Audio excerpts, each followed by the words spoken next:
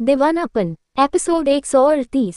अब आगे। शाम का वक्त था। प्राइवेट जेट राजस्थान की पिंक सिटी जयपुर के एक खूबसूरत से खाली ग्राउंड में आकर रुका।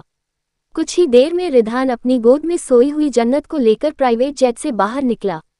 जन्नत नींद में थी, लेकिन प्राइवेट जेट की आवाज से उसकी नींद टूट गई। उसने अपनी आंखें धीरे से खोली तो उसकी नजर रिधान पर गई, जो उसे लेकर जेट से नीचे उतर रहा था। रिधान को देखकर जन्नत ने एक नज़र चारों तरफ डाली, पर चारों ओर का नज़ारा देखते ही उसकी आंखें बड़ी हो गईं। वो एकदम से बोली, क्या हम पहुंच गए? बाय द वे, ये कितना खूबसूरत है। ये कहकर वो तुरंत रिधान की गोद से उतर गई। रिधान उसे घूरने लगा और फिर गुस्से से प्राइवेट जेट को देखते हुए बोला, अगर तुम इंसान होते तो मैं अभी के अभी तुम्हें जान से मार देता, क्योंकि सिर्फ तुम्हारी आवाज़ से मेरी बीवी मेरी गोद से नीचे उतर गई। आसपास खड़े गार्ड को इस वक्त रिधान किसी सनकी से कम नहीं लग रहा था, जो एक प्राइवेट जेट पर इतना गुस्सा दिखा रहा था। लेकिन किसी ने कुछ भी कहने की हिम्मत नहीं की, बस सबने अपना सिर नीचे झुका लिया। इधर जन्नत बेहद खुशी के साथ चारों तरफ देखते हुए बोली, ओ माय गॉड, हम कहाँ पर हैं? और ये इतनी खूबसूरत जगह कौन सी है? लेकिन कुछ भी हो, ये जगह बहुत ही ज्यादा खूबसूरत है। तभी रिधान ने पीछे से उसे कमर से पकड़कर कहा, do you like it wifey? जन्नत ने स्माइल के साथ कहा, वेरी मच। तभी रिधान ने उसे पकड़ते हुए कहा, चलो अब हम चलते हैं। ये सुनकर जन्नत नासमझी में बोली, लेकिन कहाँ? इतना खूबसूरत लेक है, हमें यहाँ पर रुकना चाहिए। तभी रिधान ने कहा, ये लेक कहीं नहीं जा रहा है, क्योंकि हम भी यही रहने वाले हैं, इसलिए चलो। ये सुनकर जन्नत ने अपनी आंखें बड़ी करके कहा, सीरियसली? हम यहाँ कहाँ रहेंगे? यहाँ तो सिर्फ एक लेक है और चारों तरफ बस जंगल ही दिखाई दे रहा है। बाय द वे, हम किस जगह पर आए हैं और आप मुझे कुछ बताते क्यों नहीं? तभी रिधान ने उसे घूरते हुए कहा, तुम बहुत सवाल करती हो। जन्नत मुंह बनाते हुए चुप हो गई। रिधान ने उसका हाथ पकड़ा और उसे जंगल के अंदर की तरफ ले जाने लगा। ये देखकर जन्नत थोड़ी डरते हुए बोली, रिधान सच सच बताए, आप मुझे जंगल में क्यों लेकर जा रहे हैं? रिधान ने उसके चेहरे को देखा।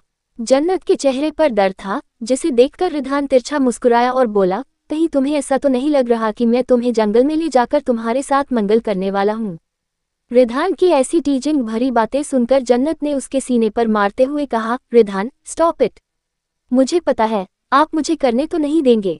रिधान उसके हाथ पर किस करते हुए बोला, तो फिर तुम्हें डर किस बात का लग रहा है? जन्नत ने मुंह बनाकर कहा, पता नहीं क्यों, पर मुझे कभी कभी आपसे बहुत डर लगता है। रिधान ये सुनकर रुक गया। जन्नत फिर रिधान को देखने लगी। रिधान कुछ सेकंड तक उसे देखता रहा और फिर उसके गालों पर निबलिंग करते हुए बोला, यू नो वॉट, तुम्हें मुझसे डरना ही चाहिए। पर फिलहाल के लिए तुम डरो मत, क्योंकि मैं यहाँ तुम्हें मरने नहीं लाया, बल्कि तुम्हें खुद पता चल जाएगा। ये कहकर वो उसे अंदर की तरफ लेकर जाने लगा। जन्नत आसपास देखते हुए बोली, वैसे ये जगह तो काफी खूबसूरत और शांत है। यहाँ एक परफेक्ट लाइफ बिताई जा सकती है, पर मुझे समझ नहीं आ रहा है कि आपको कब से ऐसी जगह पसंद आने लगी। मुझे तो लग रहा था कि आप मुझे कहीं आउट ऑफ कंट्री लेकर जाएंगे, पर ये तो मुझे ऐसा लग रहा है जैसे हम इंडिया में ही कहीं हैं। तभी रिधान एक जगह आकर रुक गया। जन्नत, जो खुद से ही बात कर रही थी, खुद भी रुक गई और बोली, अब क्या हुआ? अब आप क्यों रुक गए? तभी रिधान ने उसका हाथ छोड़ दिया और सामने की तरफ जाने लगा।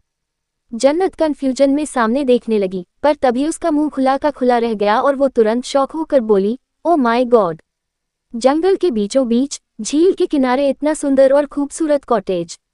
ये तो सच में किसी फिल्म की शूटिंग जैसा लग रहा है। रिधान उसकी बात सुन हल्के से मुस्कुरा दिया। उसने अपनी पॉकेट से की निकाली और कॉटेज के दरवाजे को खोलने लगा। तभी जन्नत खुशी के साथ रिधान के पास आए और बोली, रिधान क्या पक्का हम यहीं रहने वाले हैं? क्योंकि मैं बता नहीं सकती कि मैं कितनी ज्यादा खुश हूँ। ये जगह मेरे ड्रीम प्लेस की तरह लग रही है। तभी रिधान ने दरवाजा खोला और जन्नत का मुंह फिर से खुला का खुला रह गया। अंदर का डेकोरेशन और इंटीरियर डिजाइन बहुत ही ज्यादा खूबसूरत था। जन्नत एक्साइटमेंट के साथ अंदर की तरफ दौड़ते हुए बोली, ओ माय गॉड, मैं आज से पहले इतना सुंदर और डेकोरेटेड कॉटेज कभी नहीं देखी। रिधान, क्या ये कॉटेज आपने स्पेशली बनवाया है? क्या आप मुझे खुश करना चाहते थे?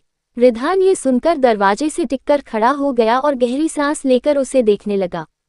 जन्नत ने वापस से कहा, रिधान क्या हुआ? कुछ जवाब क्यों नहीं दे रहे? क्योंकि आप इतने एस्थेटिक नहीं लगते कि ऐसी चीज करेंगे, क्योंकि आप बहुत बोरिंग हैं।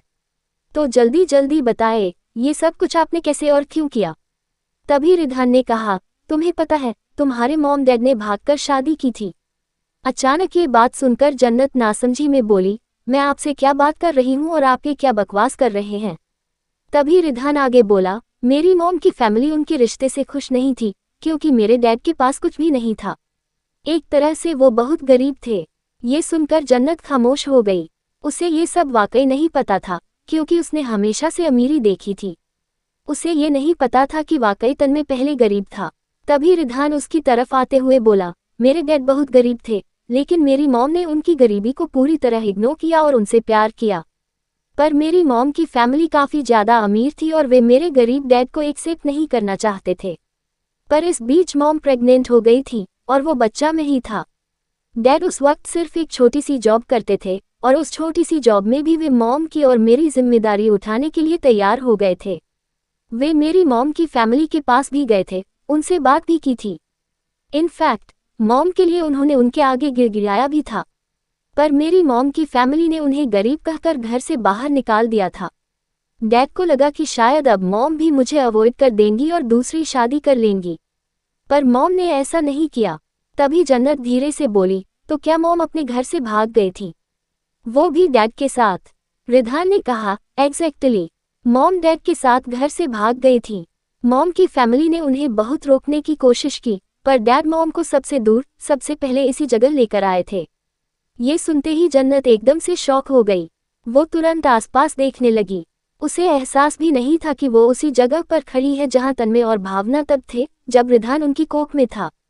रिधान आसपास देखते हुए बोला, उस वक्त मैं मॉम के पेट में था। जैसी बातें मुझे सब नहीं पता होंगी, पर जैसे जैसे दिन बीतते गए, मॉम ने डैड को सपोर्ट किया। डैड ने अपने दम पर आज बहुत कुछ हासिल कर लिया, और फिर जब मैं इस दुनिया में आया, बड़ा हुआ, तो वे मुझे इस जगह पर लेकर आए थे। उन्होंने मुझे अपने बारे में सब कुछ बताया था। उन्होंने ये भी कहा था कि ये जगह उनके लिए बहुत खास है। और तब उन्होंने मुझे इस कॉटेज की चाबी दी थी और कहा था कि अब मैं ही इस कॉटेज का ध्यान रखूंगा। उनकी स्टोरी सुनकर मैं काफ़ी ज़्यादा अटैच हो गया था, इसलिए मैंने इस कॉटेज का ध्यान रखा। और आज मैं तुम्हें फाइनली इस कॉटेज में लेकर आया हूँ, क्योंकि मुझे आज फाइनली एहसास हो गया है कि मैं तुम्हारे बिना नहीं जी सकता। जिस तरह का एहसास मेरी मॉम को हुआ था और वे अपनी फैमिली को छोड़कर डैड के साथ आई थी, बिल्कुल उसी तरह अब मुझे भी एहसास हो गया है कि मैं भी तुम्हारे बिना नहीं रह सकता। ये सब सुनकर ना चाहते हुए भी जन्नत की आंखों में आंसू आ गए। उसे सच में आज तन्मय और भावना के बारे में सोचकर बहुत प्राउड फील हो रहा था। बेशक वो उनकी सगी बेटी तो नहीं थी, पर वो उन्हें आज भी मॉम डैड कहती थी। आज जन्नत के दिल में भावना के लिए इज्जत और भी ज्यादा बढ़ गई थी, क्योंकि भावना अमीर होने के बावजूद भी तन्मय जैसे गरीब एम्प्लॉय के साथ चली गई थी। और आज उनके सपोर्ट की वजह से ही तन्मय खुद दुनिया के इतने बड़े बिजनेस टाइकून बन चुके थे। तभी जन्नत ने सिसकते हुए कहा, रिधान, क्या सच में आप मुझसे इतना प्यार करते हैं कि आप मुझे इतनी पर्सनल और सीक्रेट जगह पर लेकर आए हैं? क्योंकि मुझे सच में यहाँ के बारे में कुछ नहीं पता था। इनफैक्ट डैड और मॉम ने भी कभी मुझे इसके बारे में नहीं बताया था। रिधान ने उसे कमर से पकड़कर बोला, क्योंकि ये जगह उनके लिए बहुत इमोशनल प्लेस है। इस जगह पर वे साल में एक बार जरूर आते हैं, इसलिए मैं यहाँ हमेशा सारी चीज़ें मेंटेन रखता हूँ। पर कुछ चीज़ें पुरानी तरह ही हैं, जिससे कि उन्हें अपने पुराने पल याद आ सके। हालांकि मैं अपनी मॉम और डैड से बहुत लड़ाई करता हूँ, और अधिकतर लड़ाई तुम्हारी वजह से ही होती है। बट ऐसा नहीं है कि मैं उनसे प्यार नहीं करता। हाँ, पर दिखाता नहीं हूँ। पर अब मैं तुमसे अपना प्यार दिखाना चाहता हूँ, क्योंकि तुम हमेशा मुझसे दूर भागने की कोशिश करती हो। जबकि मुझे पता है, मेरे मॉम डैड कभी मुझसे दूर नहीं होंगे, फिर चाहे मैं उनसे जितना भी रूठ जाऊं। पर शायद तुम मुझसे दूर हो सकती हो, इसलिए मैं तुम्हें अपना अफेक्शन दिखाऊंगा, अपना पैशनेट लव दिखाऊंगा। तुम्हें बताऊंगा कि मैं तुम्हारे लिए कितना ज़्यादा पागल, आवारा और दीवाना हूँ। ये सब सुनकर जन्नत का दिल जोरों से धड़कने लगा। हालांकि वो इस बात से इनकार नहीं करती थी कि वो भी रिधान से प्यार करने लगी थी। रिधान का टच उसे पिघला देता था। रिधान की सॉफ्ट बातें उसे अंदर तक नर्म कर देती थी। जन्नत ने शर्म से अपना चेहरा नीचे झुका लिया। रिधान ने धीरे से उसकी चिन को पकड़ते हुए ऊपर की तरफ उठाया और उसके माथे पर किस करके बोला, आई लव यू। क्या तुम मुझसे प्यार करती हो? ये सुनकर जन्नत को ऐसा लगा जैसे उसकी पूरी बॉडी में एक अलग ही कट दौड़ गया हो। उसका चेहरा बिल्कुल लाल हो गया और वो तुरंत अपनी नजरें चुराकर बोली, रिधान, आपको भूख लगी होगी ना? मैं आपके लिए कुछ बना देती हूँ। वैसे भी मैं इस जगह से बहुत ज्यादा टच हो गई हूँ और मैं। लेकिन तभी रिधान ने कहा, पहले मेरी बातों का जवाब दो। ये सुनते ही जन्नत रुक गई, पर फिर वो फिर से आगे जाते हुए बोली, रिधान, आपने हमें कमरा तो दिखाया नहीं। लेकिन तभी रिधान ने उसके हाथ को पकड़ लिया। जन्नत की पूरी बॉडी में खून काफी तेजी से दौड़ने लगा। रिधान ने अपनी सर्द आवाज में कहा, डू यू लव मी और not? Answer me right now. Ridhan की आवाज काफी ज्यादा ठंडी थी, जिसे सुनकर एक सेकंड के लिए जन्नत अपनी जगह ही जम गई। एपिसोड 139। रिधान, ये क्या बचपना है? मेरा हाथ छोड़िए, मुझे भूख लगी है। क्या आपको सुनाई नहीं दिया? लेकिन रिधान ने उसके हाथ को और भी ज्यादा कसकर पकड़ते हुए कहा, पहले तो मेरी बातों का जवाब दो। क्या तुम मुझसे प्यार करती हो या नहीं? मुझे ऐसा लग रहा है कि तुम मुझे रिजेक्ट कर रही हो। ये सुनकर जन्नत ने मुंह बनाकर कहा, रिधान, मैंने ऐसा कब कहा कि मैं आपको रिजेक्ट कर रही हूँ?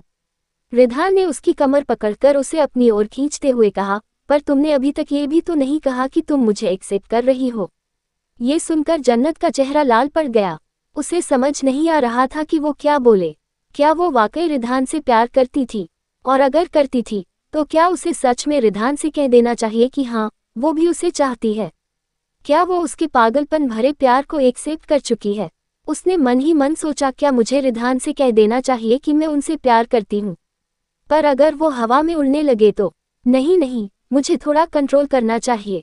जन्नत ने हल्की सी स्माइल के साथ कहा, रिधान, मुझे लगता है कि आपको भूख लगी है, इसलिए आप ऐसी बातें कर रहे हैं। मैं आपके लिए कुछ अच्छा सा बना देती हूँ, इसलिए मुझे छोड़िए। पर तभी रिधान गुस्से में बोला, पहले तो मेरी बातों का जवाब दोगी, उसके बाद डिसाइड होगा कि मैं खाना खाऊंगा या तुम्हें। ये सुनकर जन्नत की आंखें हैरानी से बड़ी हो गईं। उसने तुरंत कहा, व्हाट? क्या बकवास कर रहे हैं आप? देखिए, मैं आपको अब टच भी नहीं करने दूंगी। पहले ही आपने मेरे साथ बहुत कुछ कर लिया है, मेरी बॉडी अभी भी दर्द कर रही है। रिधान हल्का सा मुस्कुराते हुए बोला, डोंट वरी, मैं तुम्हें बॉडी मसाज दे दूंगा, तुम्हारा सारा दर्द गायब हो जाएगा। ये सुनकर जन्नत का चेहरा फिर से लाल पड़ गया। उसने हल्के से रिधान के सीने पर मारते हुए कहा, रिधान, आप न पता नहीं कैसी बेशर्मी भरी बातें करते हैं, मुझे तो कुछ समझ ही नहीं आता। फिलहाल के लिए मुझे छोड़िए। ये कहकर वो खुद को छुड़ाकर सीधे किचन की तरफ भाग गई। रिधान उसे जाते हुए देख तिरछा मुस्कुराकर बोला, तुम अभी तक मेरी बातों का जवाब नहीं दे रही हो, और अगर इस तरह मुझे छोड़कर चली गई तो मैं जवाब लेना ही लूंगा। तुम्हें बताना ही पड़ेगा कि तुम मुझसे प्यार करती हो या नहीं। किचन तक रिधान की आवाज साफ सुनाई दे रही थी और जन्नत का दिल तेजी से धड़कने लगा। जन्नत ने अभी के लिए इग्नोर करना ही ठीक समझा, क्योंकि उसे भी बहुत भूख लगी थी और वो जल्द से जल्द कुछ खाना चाहती थी। उसने डिनर बनाना शुरू किया और लगभग आधे घंटे बाद फ्राइड राइस तैयार कर लिया।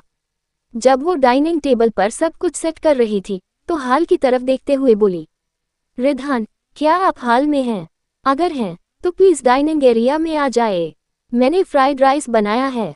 फिलहाल के लिए यही सबसे आसान लगा, लेकिन कल मैं आपका फेवरेट कुछ बना दूंगी। पर उसे रिधान की कोई आवाज सुनाई नहीं दी। ये देखकर जन्नत ने असमंजस में कहा, रिधान कहाँ चले गए? ये कहते हुए वो हॉल में आई, लेकिन वहां रिधान कहीं नजर नहीं आया। ये देखकर वो खुद से बुदबुदाई, शायद वो कमरे में गए होंगे। ये सोचकर वो रूम की तरफ बढ़ गई, लेकिन जब वो अंदर पहुंची तो वहां भी रिधान नहीं था। अब जन्नत का दिल कहीं न कहीं घबराने लगा। उसने धीरे से कहा, मुझे समझ नहीं आ रहा कि रिधान आखिर कहाँ चले गए। कहीं वो मुझे यहाँ छोड़कर तो नहीं चले गए। फिर खुद ही बोली, नहीं नहीं, ये कैसी बातें सोच रही हूँ मैं। ऐसा नहीं हो सकता, वो मुझे छोड़कर क्यों जाएंगे, जबकि वो खुद मुझे यहाँ लेकर आए थे। लेकिन फिर अचानक से वो कहाँ चले गए? तभी उसे बाहर से पानी गिरने की हल्की आवाज सुनाई दी, जिससे उसकी बेचैनी और बढ़ गई। जन्नत उस आवाज को समझ नहीं पाए और तुरंत बाहर निकल गई। जब वो झील के पास पहुंची तो वहां का नजारा देखकर एक पल के लिए हैरान रह गई। इस ठंडे मौसम में रिधान झील के बर्फीले पानी में स्विम कर रहा था। ये नज़ारा उसके लिए बेहद हॉट था, क्योंकि रिधान काफी पैशनेट नजर आ रहा था। जन्नत धीरे से बुदबुदाई, कहीं ये पागल तो नहीं हो गया? मेरे जवाब न देने की वजह से शायद इसकी मेंटल हेल्थ खराब हो गई है। इतनी ठंड में बिना कपड़ों के स्विमिंग कर रहा है। फिर अचानक उसके दिमाग में एक और ख्याल आया, वैसे ये काफी हॉट लग रहे हैं। फिर खुद बोली, अरे नहीं, ये क्या बकवास सोच रही हूँ मैं, ऐसा कैसे सोच सकती हूँ। तभी उसकी सोच पर रोक लगाते हुए रिधान की आवाज आई, व्हाट हैपेंड, क्या तुम मुझे देखकर कुछ वाइल्ड थिंकिंग कर रही हो। रिधान की ये बात सुनते ही जन्नत ने तुरंत नजरें दूसरी तरफ घुमा ली और बोली, नहीं, बिल्कुल भी नहीं, ऐसा किसने कहा। इसके जवाब में रिधान झील के किनारे आया और अपना हाथ आगे बढ़ाते हुए मुस्कुराकर बोला, तो क्या तुम मेरे साथ ज्वाइन करना चाहोगी। ये सुनते ही जन्नत की आंखें बड़ी हो गईं। वो तुरंत कुछ कदम पीछे हटी और घबरा कर बोली, रिधान, आप पागल तो नहीं हो गए। वैसे आप पागल होंगे, पर मैं नहीं हूँ। मैं आपके पास बिल्कुल नहीं आऊंगी। मुझे तो यहाँ खड़े खड़े ही ठंड लग रही है और आप अंदर हैं। प्लीज जल्दी से बाहर निकलिए, वरना आपकी तबीयत खराब हो जाएगी। रिधान कुछ पल उसे गौर से देखता रहा, फिर हल्की स्माइल के साथ बोला, वैसे तुम काफी ज्यादा वीक हो, तुम्हारा स्टेमिना भी बहुत खराब है, इसलिए मुझे बेड पर अच्छे से सेटिस्फाइड नहीं कर पाती। लेकिन कोई बात नहीं, अब मैं तुम्हें सब कुछ अच्छे से सिखा दूंगा। रिधान की ये बात सुनकर जन्नत का चेहरा पूरी तरह लाल पड़ गया। एक्सक्यूज मी, आपने क्या कहा। मैं आपको बेड पर सेटिस्फाइड नहीं कर पाती, तो बिना सेटिस्फाइड हुए आप मेरे साथ 10-10 राउंड कैसे कर लेते हैं। ये सुनकर रिधान तिरछा मुस्कुराया और झील से बाहर आते हुए बोला, तुम मेरे नीचे इतनी ज्यादा हॉट लगती हो कि मैं खुद को कंट्रोल ही नहीं कर पाता। जन्नत ने गुस्से में होंठ भींचते हुए कहा, आप बहुत बुरे हैं, एक तो पूरी रात मेरे साथ सब कुछ करते हैं और ऊपर से हमेशा मुझे वीक बोलते हैं। अगर मैं इतनी ही वीक हूँ तो जाए कोई स्ट्रॉन्ग स्टेमिना वाली लड़की ढूंढ लीजिए जो आपको अच्छे से सेटिस्फाइड कर सके, क्योंकि मैं तो कर ही नहीं पाऊंगी। जन्नत की ये बात सुनते ही रिधान के एक्सप्रेशन बदल गए। वो तुरंत उसकी ओर बढ़ा और उसकी कमर कसकर पकड़ते हुए गहरी आवाज में बोला, तुम ऐसा कह भी कैसे सकती हो। तुम्हें पता है ना कि मैं तुमसे प्यार करता हूँ। कुछ देर पहले ही मैंने अपने प्यार का इजहार किया है, तो मैं किसी और लड़की के बारे में सोच भी कैसे सकता हूँ। इनफैक्ट मैंने कभी किसी और के बारे में सोचा ही नहीं, क्योंकि तुम ही हमेशा से मेरे दिल और दिमाग पर हावी रही हो। ये कहकर उसने अपने ठंडे हाथों को जन्नत के गर्म गालों पर टच किया। ठंडे टच से जन्नत हल्के से सिहर उठी और अगले ही पल गुस्से में उसने रिधान के चेस्ट पर अपने नाखून चला दिए। रिधान की खाली चेस्ट पर गहरे स्क्रचेस के निशान बन गए, लेकिन उसके चेहरे पर एक अलग ही तरह की सेटिस्फाइड रिएक्शन था। रिधान की बात सुनकर जन्नत की आंखें हैरानी से बड़ी हो गईं। वो गुस्से से बोली, रिधान, क्या आप मेरी कमर को टच करना बंद करेंगे। आपको पता है आपके ठंडे हाथ मुझे किस तरह सिहरन दे रहे हैं।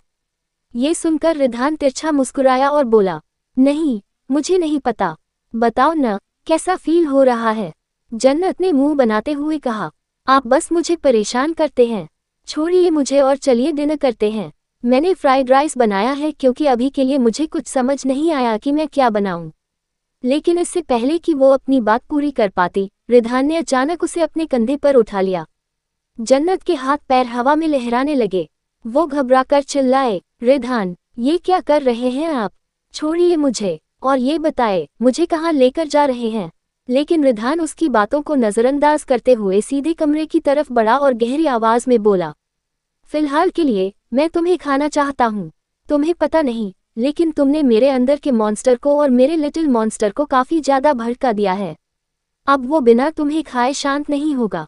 ये सुनकर जन्नत का चेहरा शर्म से लाल पड़ गया। वो धीरे से बड़बड़ाए, लिटिल मॉन्स्टर नहीं, बल्कि बिग मॉन्स्टर है। आपको जरा भी शर्म नहीं आती। ये बोलते हुए आपको पता है ना कि उससे मुझे कितना पेन होता है।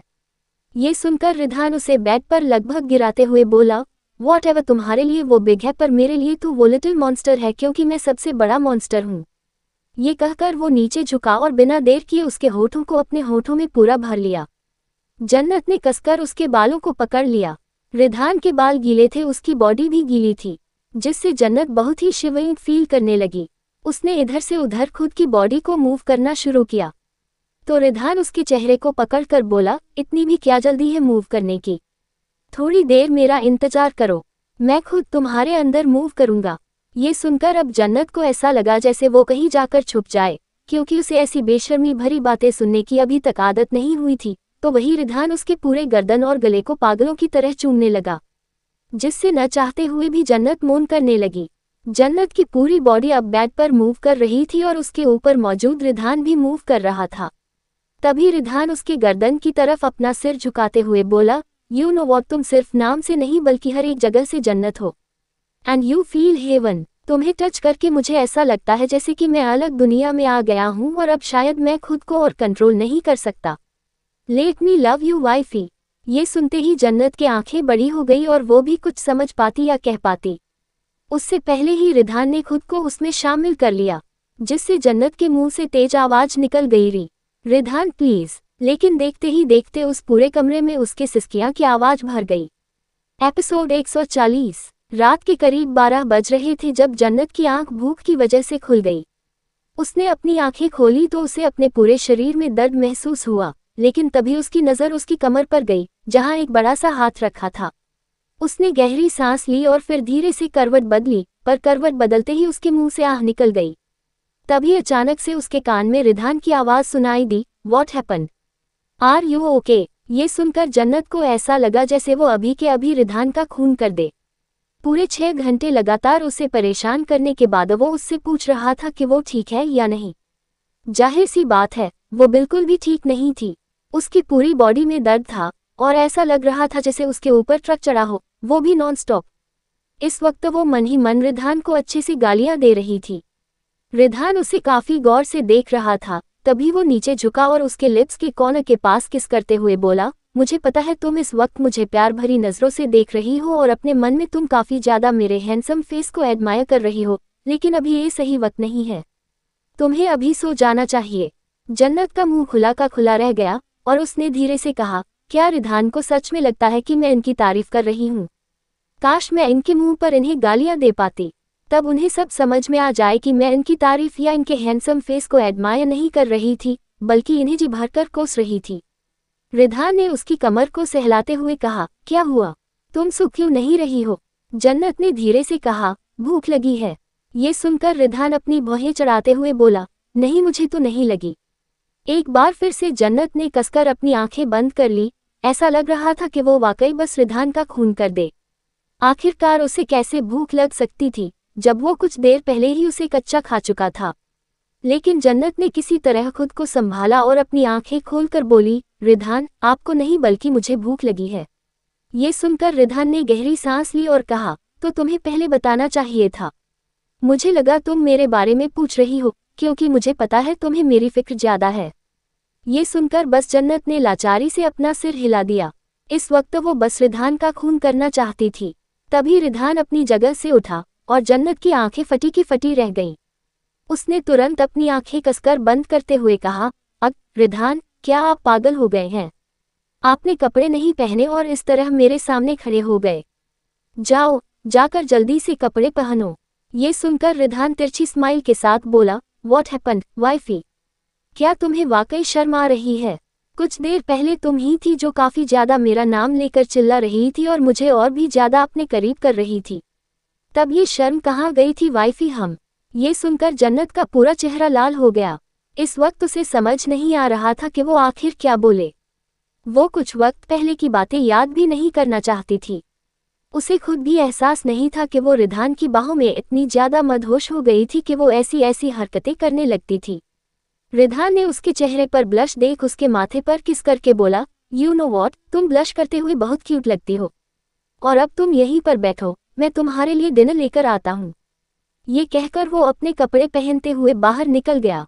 इधर उसके जाने के बाद जन्नत ने अपने हाथों को अपने चेहरे से हटाया और धीरे से कहा, रिधान भी ना, हमें यहाँ आए एक दिन भी ठीक से नहीं हुआ और उन्होंने मेरे साथ ये सब कुछ करना शुरू कर दिया। मैं यहाँ शायद एंजॉय भी नहीं कर पाऊंगी, लेकिन कल मैं उन्हें अपने करीब बिल्कुल नहीं आने दूंगी, क्योंकि इन्होंने मेरी बॉडी में बहुत ही अच्छे से कारीगरी कर दी है अब, और नहीं क्योंकि मेरी बॉडी अभी से बहुत पेन कर रही है। ये कहते हुआ वो अपनी कमर को सहलाने लगी। दूसरी तरफ सारांश स्टडी रूम में बैठा काफी गहरी सोच में था। तभी स्टडी रूम का दरवाजा खुला और उसका असिस्टेंट अंदर आया। असिस्टेंट को देखकर सारांश ने बिना किसी भाव के पूछा, क्या खबर लाए हो? असिस्टेंट ने उसकी तरफ फाइल बढ़ाए और बोला, सर ये बहुत बड़ी प्लानिंग की गई है। ये सुनकर सारांश के एक्सप्रेशंस और भी ज्यादा डार्क हो गए। वह अपनी बातें करते हुए बोला, कैसी प्लानिंग? इसके जवाब में असिस्टेंट ने सारांश को विस्तार से बताना शुरू किया। जैसे जैसे सारांश उसकी बातें सुन रहा था, वैसे वैसे उसके एक्सप्रेशंस और भी ज्यादा डार्क होते जा रहे थे। और जब असिस्टेंट की बात खत्म हुई तो सारांश गुस्से से दांत पीसते हुए बोला, इम्पॉसिबल, ऐसा नहीं हो सकता, इतनी बड़ी साजिश, वो भी अंकल के पीठ पीछे। इसके जवाब में असिस्टेंट ने कहा, जी सर, इसलिए तो मैंने कहा कि ये बहुत ही सोची समझी चाल है और इस चाल में वो फंस चुकी है। ये सुनकर सारांश ने अपने हाथों की मुट्ठी बनाते हुए कहा, ये सच में बहुत बड़ी बात है, लेकिन अब मैं उसे साजिश में और फंसने नहीं दूंगा, बल्कि अब मैं उसे दलदल से बाहर निकालूंगा। ये कहकर वो अपनी जगह से उठा और बाहर जाते हुए बोला, ये बात सिर्फ हम दोनों के बीच रहनी चाहिए। फिलहाल के लिए मैं इस बात को पब्लिकली नहीं कहना चाहता।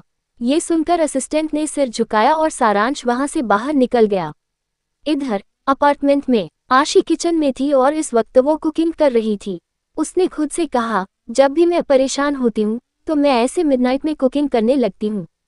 पता नहीं कैसी अजीब आदत है मुझे, लेकिन कुकिंग करके मुझे सुकून मिलता है। ये कहते हुआ वो कुकिंग कर रही थी और लगभग 15-20 मिनट बाद ही डोरबेल बजी। इतनी रात को इसकी आवाज सुनकर आशी एकदम से हैरान हो गई। उसने सोचा, आधी रात को मेरे घर में कौन आया है? कहीं अंकल तो नहीं? लेकिन उसे याद आया कि अंकल तो आंटी के पास जा रहे हैं क्योंकि रूही की तबीयत ठीक नहीं है। फिर इस वक्त कौन आ सकता है? ये सब सोचते हुए आशी के एक्सप्रेशंस डार्क हो गए। वो किचन से बाहर निकली और डोर खोला। उसके हाथ में गन थी जिसे उसने कसकर पकड़ा और कहा, जो कोई भी होगा, अगर उसने मुझ पर हमला किया तो मैं उसे छोड़ूंगी नहीं। ये कहते हुआ वो सीधे बिना डरे डोर की तरफ बढ़ गई। इधर डोरबेल लगातार बजती जा रही थी। उसने गुस्से के साथ दरवाजा खोला और गन पॉइंट करते हुए सामने खड़े इंसान से कहा, तुम जो कोई भी हो, मरने के लिए तैयार हो जाओ। लेकिन अचानक से ये कहते कहते उसकी आवाज रुक गई और सामने खड़े सारांश को देखकर वो शॉक्ड हो गई। इधर सारांश ने उसके हाथ में गन देख बोला, क्या तुम कोई गैंगस्टर हो? तुम जैसी लड़की के पास ये गन जैसा हथियार क्या कर रहा है? ये कहते हुए सारांश बिना किसी परमिशन के ही सीधे अंदर आ गया। आशी हैरानी के साथ बोली, एक मिनट, कहीं मैं सपना तो नहीं देख रही हूँ? सारांश, तुम यहाँ, वो भी इतनी रात को, क्या कर रहे हो? सारांश आसपास देखते हुए बोला, क्या तुम यहाँ अकेली रहती हो? वैसे काफी खूबसूरत अपार्टमेंट है। और क्या तुम कुकिंग कर रही हो? क्योंकि मुझे स्मेल आ रही है। वैसे मैं बहुत भूखा हूँ। चलो मेरे लिए डिनर बना दो, मैं आज तुम्हारे साथ डिनर करूँगा। ये कहते हुआ वो पूरे हक से डाइनिंग एरिया की तरफ बढ़ने लगा। इधर आशी को तो समझ ही नहीं आ रहा था कि उसके साथ क्या हो रहा था, लेकिन वो तुरंत लगभग दौड़ते हुए गुस्से से सारांश के पास आए और बोली, अभी के अभी रुक जाओ। तुम क्या कर रहे हो? इस तरह किसी लड़की के घर में आधी रात घुसना सही नहीं है। अभी के अभी बाहर निकलो। तभी सारांश ने उसे कमर से पकड़ते हुए कहा, तुम कोई अनजान नहीं हो। पता नहीं क्यों, लेकिन उसके ऐसे कमर को टच करने से आशी को एक झंझनाहट महसूस हुई। उसने काफी सिल्क नाइट ड्रेस पहन रखी थी, जिससे उसकी बॉडी काफी ज्यादा रिवीलिंग लग रही थी। उसने अपनी नजर चुराते हुए कहा, सारांश, ये क्या कर रहे हो? अभी के अभी छोड़ो मुझे। लेकिन सारांश ने काफी इंटरेस्ट से उसे देखते हुए कहा, क्या तुम वाकई मेरे लिए अनजान हो? क्या इससे पहले हम दोनों के बीच कुछ नहीं हुआ? तभी आशी गुस्से से बोली, हम दोनों के बीच गलती हुई है, बस इतना ही। इससे ज्यादा और कुछ नहीं, तो ज्यादा सोचने की जरूरत नहीं है। और अभी के अभी छोड़ो मुझे। ये कहकर उसने सारांश को दूर धकेल दिया। सारांश तिरछी स्माइल के साथ बोला, तुम गलती तो नहीं कह सकती, क्योंकि मुझे नहीं लगता आशी सूर्यवंशी से कोई गलती हो सकती है। ये सुनकर आशी ने दूसरे ही पल कहा, वॉटेवर, आशी सूर्यवंशी हूँ। इसका मतलब ये नहीं कि। लेकिन तभी अचानक से वो अपना नाम बोलते बोलते ही बिल्कुल शॉक हो गई और सारांश को देखने लगी, जो इस वक्त सोफे पर लीन होकर बिना किसी भाव के साथ बैठा हुआ था। आशी को ऐसा लगा जैसे वो कांपने लगी हो। वो हकलाते हुए बोली, क्या कहा तुमने? अभी क्या तुमने मुझे आशी सूर्यवंशी कहा? सारांश तिरछी स्माइल के साथ बोला, क्या मैंने कुछ गलत कहा? क्या मैंने मिस्टेक किया? क्या तुम सूर्यवंशी नहीं हो? आशी की आवाज लड़खड़ाने लगी। उसे समझ नहीं आ रहा था कि वो आखिर क्या कहे।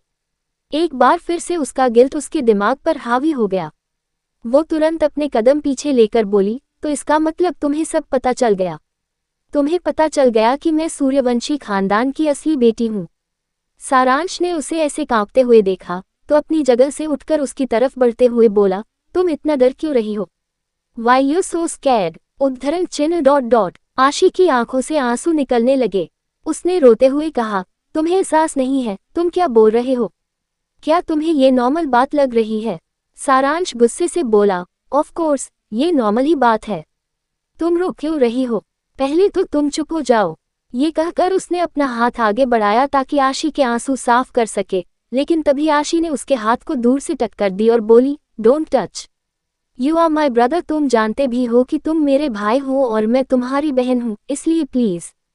कहते कहते वो रुक गई, क्योंकि इसके आगे उसे समझ नहीं आया कि वो क्या बोले। लेकिन जैसे ही सारांश ने उसकी ये बात सुनी, उसके एक्सप्रेशंस काफी ज्यादा डार्क हो गए और उसने गुस्से से अपने हाथों की मुट्ठियां बंद कर ली। तभी आशी ने किसी तरह खुद को संभाला और बिना शर्म से नजर मिलाए बोला, सारांश अभी तुम यहाँ से चले जाओ, मुझे तुमसे कोई बात नहीं करनी, प्लीज। अभी के लिए तो मैं बात करने की कंडीशन में नहीं हूँ। ये सुनकर सारांश उसके तरफ बढ़ते हुए बोला, क्या तुम्हें वाकई लगता है कि हम दोनों के बीच जो हुआ वो गलत है? हमारा रिलेशनशिप गलत है? ये सुनते ही आशी ने गुस्से भरी नजरों से सारांश की आंखों में देखा और कहा, ऑफ कोर्स ये गलत है। क्या तुम्हें नहीं लगता कि तुम मेरे कौन हो? जैसा कि तुम्हें पता है, मैं सूर्यवंशी खानदान की बेटी हूँ, तो तुम ऐसा कैसे सोच सकते हो कि हम दोनों का रिलेशनशिप सही हो सकता है? हम दोनों ब्लड रिलेटेड हैं, तुम्हें पता है ना? ये सुनकर सारांश के एक्सप्रेशंस और भी ज्यादा डार्क हो गए। क्या होगा अब आगे? आखिर क्या आशी सच जान पाएगी? क्या सारांश उसे हासिल कर पाएगा? क्या होगा जब पता चलेगा रिधान को इस बारे में? आगे की स्टोरी अगले एपिसोड में।